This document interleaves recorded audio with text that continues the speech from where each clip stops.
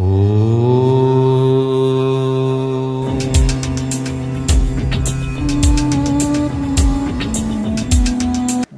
Sri டிவன் TV நேயர்களே. ராகு கேது பெயர்ச்சி ஆகிடுச்சு. சரி, ராகு கேது பெயர்ச்சிக்கு நம்ம எந்தெந்த கோயிலுக்கு போனால் ரொம்ப நல்லதுன்னு ஒரு விஷயங்கள் இருக்குது. ஒவ்வொரு ராசிக்கும் ஒரு சில கோயில்கள் இருக்குது. அந்த வழிபாடு முறைகளை நான் சொல்கிறேன். ஒவ்வொரு ராசியும் கவனமாக கேட்டுக்கோங்க. அதற்குரிய வழிபாடு முறைகளை நீங்கள் செய்யுங்க. கட்டாயம் நன்மைகளை அடைவீர்களாக. கடமையை கரெக்டாக செய்யும் கடகராசி நேயர்களே, நீங்கள் வழிபாடு பண்ண வேண்டிய கோவில்கள் என்ன அப்படின்னு தெரிஞ்சுக்கணும் இல்லையா? கட்டாயம் உங்கள் ராசிக்கு 12ல் ராகு பகவானும் 6ஆம் இடத்துல கேது பகவானும் இருக்கிறார்.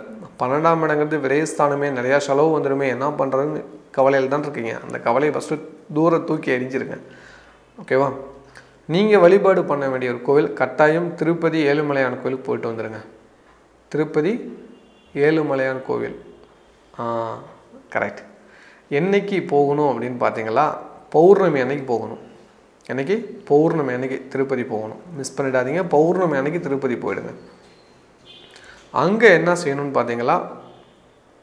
திருப்பதியில் பின்பக்கம்னு நினைக்கிறேன், கட்டாயம் அங்கே பாம்பு புற்று இருக்குது, தரிசனம் பண்ணுங்கள். அப்படி தெரியாதவங்க ஒன்றும் பயந்துக்கு தேவையில்ல, நேராக போய் அந்த ஸ்ரீவாரி குளத்தில் குளிச்சுக்கோங்க. ஓகேவா? குளிச்சுட்டு வராக சுவாமியை போய் தரிசனம் பண்ணுங்கள். வராக சுவாமியை தரிசனம் பண்ணுங்கள். தரிசனம் பண்ணும்போது கட்டாயம் உங்கள் கையில் கொஞ்சோண்டு என்ன கொடுப்பாங்க? துளசி கொடுப்பாங்க. அதில் ஒரு இலையை மட்டும் சாப்பிடுங்க. மீதி அப்படியே பாக்கெட்டில் வச்சுட்டு வந்து வீட்டில் கொண்டாந்து வச்சுருங்க. எங்கே? பணம் வைக்கிற இடத்துல கொண்டாந்து வச்சுருங்க. உங்களுக்கு பண செலவு குறைஞ்சிரும். தேவையில்லாத வீண் செலவுகள் குறைஞ்சிரும். மருத்துவ செலவுகள் குறைஞ்சிரும். சந்தோஷம் அதிகரிக்கும்.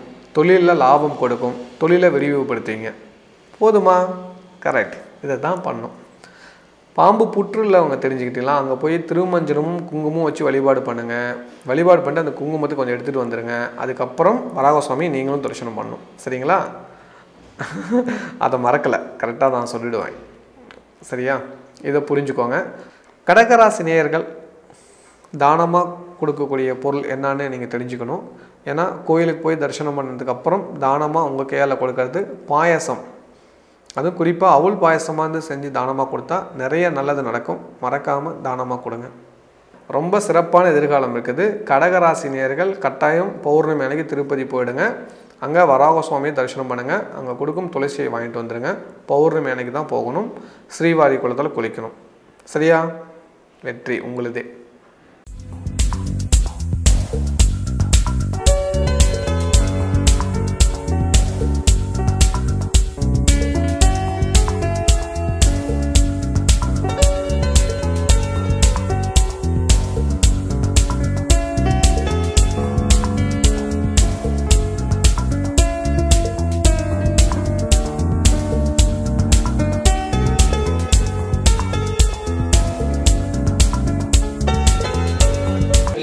என் பேர் சேகர். நான் சென்னையிலேருந்து வரேன். 9 மணிக்கு மேலே யாகம் ஸ்டார்ட் பண்ணாங்க.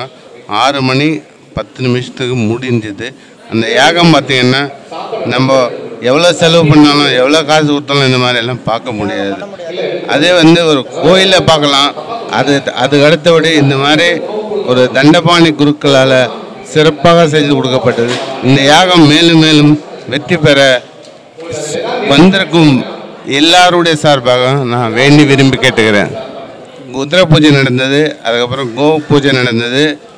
மதியம் உணவு அரேஞ்ச் பண்ணியிருந்தாங்க. மக்களுக்கு வந்தவங்களுக்கு எல்லோரும் நல்ல வசதி பண்ணி கொடுத்துருந்தாங்க. குருக்கள் ரொம்ப சிறப்பாக யாகத்தை நடத்தினாங்க.